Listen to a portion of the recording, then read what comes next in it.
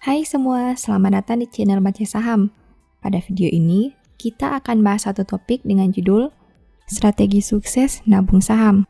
Untuk itu, simak video ini sampai habis ya, agar mendapat pemahaman yang utuh. Kamu tentu pernah mendengar istilah yuk nabung saham. Konsepnya sederhana, beli saham secara rutin, misalnya setiap bulan, lakukan dengan konsisten, dan nanti diharapkan jumlah lembar saham yang terkumpul semakin banyak. Nah, masalahnya, kenapa ada orang yang mengatakan metode nabung saham itu tidak efektif? Portofolio mereka jadi rugi dan nyangkut karena menggunakan metode ini. Apakah metodenya yang salah atau cara penggunaannya yang kurang tepat?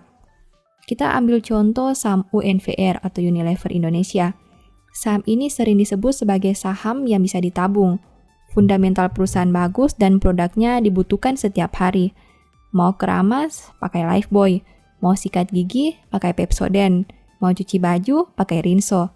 Itu semua produk UNVR. Nah, jika fundamentalnya bagus, produknya dibutuhkan, terus kenapa banyak yang rugi? Pusing kan jika harga sahamnya turun hingga 32%? Harga di awal tahun 2016 sekitar 7.400-an. Di tahun 2021 tersisa 5.000-an. Artinya, orang yang nabung saham ini selama 5 tahun kemungkinan masih rugi 32%. Memang, saham itu instrumen beresiko, tidak pasti untung dan mungkin bisa rugi. Tapi, apabila metode nabung sahamnya tepat, sebenarnya potensi kerugian itu bisa diperkecil. Nah, menurut Mimin, ada beberapa poin penting yang harus dipahami sebelum Anda mulai nabung saham. Poin pertama, mindset jangka panjang. Nabung saham itu fokus pada jangka panjang, bukan jangka pendek. Kalau trading, beli hari ini, minggu depan harga naik, bisa langsung dijual. Sedangkan nabung saham, mau harga naik atau turun minggu depan, tidak usah dipusingkan, toh belum akan dijual juga. Kalau baru 1 minggu kamu sudah gelisah lihat harga saham naik turun, mungkin lebih baik jadi trader dibandingkan nabung saham. Terus pertanyaannya, sampai kapan kita harus nabung saham? Jawabannya adalah sepanjang yang kita bisa alias selamanya. Dengan catatan, perusahaan harus bertumbuh dan memberi keuntungan kepada pemegang saham. Lalu, kalau tidak dijual, dari mana kita bisa dapat keuntungan? Jawabannya dari dividen. Banyak rahasia tentang dividen yang mungkin belum kamu tahu. Apabila dimanfaatkan dengan baik, dividen sebenarnya bisa memberikan keuntungan yang luar biasa di masa depan. Poin kedua harus dianalisa, jangan asal beli.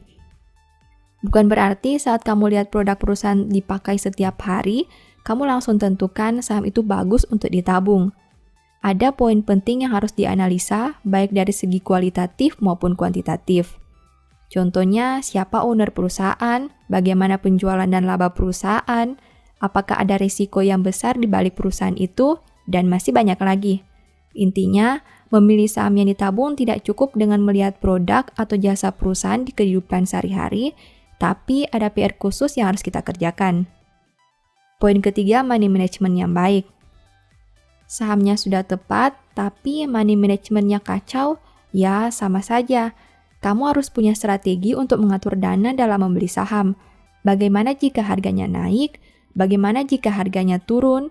Bagaimana jika ada krisis seperti tahun 1998, 2008, atau 2020? Harus ada strategi yang dilakukan untuk mengontrol takut dan serak kamu. Kalau punya money management yang baik, kamu bisa menekan risiko menjadi lebih kecil. Maksudnya, sekalipun harga turun hingga 50%, saham di portofolio mungkin hanya turun 20%. Sebaliknya, jika harga naik signifikan, kamu juga bisa bahagia karena portofoliomu naik dengan optimal. Untuk itu, aspek money management ini sangat penting. Tidak peduli sehebat apapun analisamu, tanpa money management yang baik, semuanya sia-sia. Poin keempat, tahu kapan harga jual saham. Sudah beli saham yang baik, money management oke, tapi tidak sadar kalau bisnis perusahaan sedang melemah.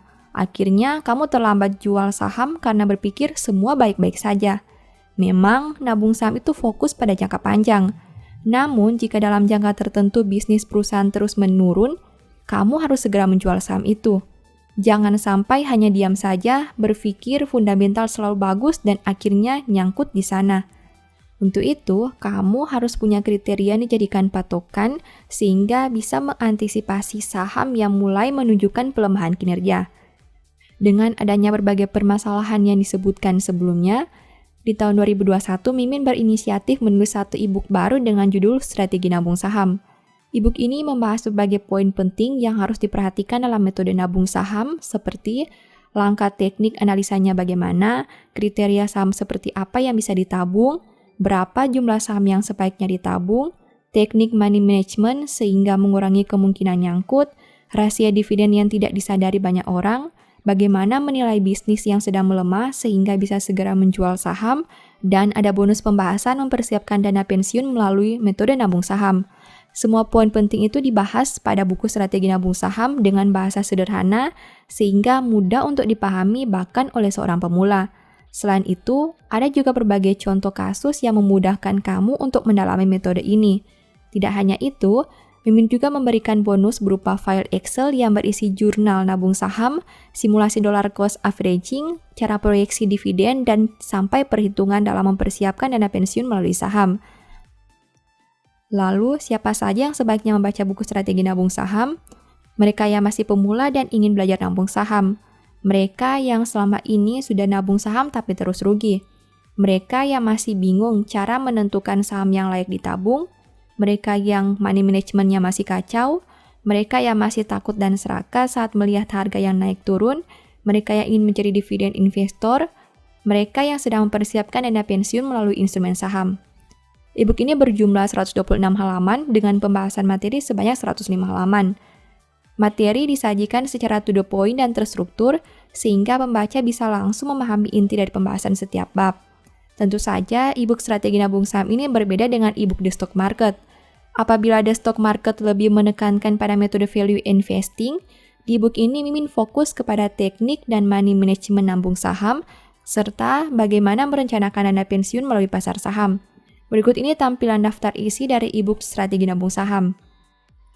Bagi kamu yang ingin membeli e-book ini, silakan DM di Instagram @bacasaham atau chat WA ke nomor yang tertera di layar atau klik link di deskripsi video ini.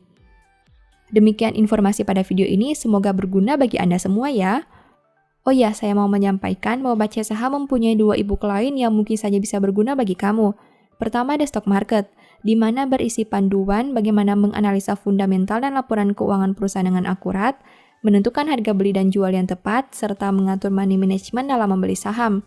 Kedua, Analysis Report, di mana merupakan e-book 3 bulanan yang ditulis berdasarkan laporan keuangan perusahaan yang terupdate, memuat berbagai informasi mendetail mengenai fundamental dan kinerja perusahaan, baik itu informasi umum, anak usaha, manajemen, sekilas perusahaan, beda laporan keuangan, analisa neraca dan laba rugi, dan sampai penentuan harga beli dan jual yang ideal. Singkatnya, stock market merupakan cara bagaimana menganalisa, dan analysis report merupakan hasil analisa yang sudah Mimin lakukan. Apabila ingin melakukan pembelian, silakan DM saja di Instagram @bacasaham atau WA ke nomor yang tertera di layar. Sebagai penutup, saya mau mengutip satu statement yang semoga bisa menjadi semangat bagi teman-teman. Karena masa depan sungguh ada dan harapanmu tidak akan hilang. Thank you.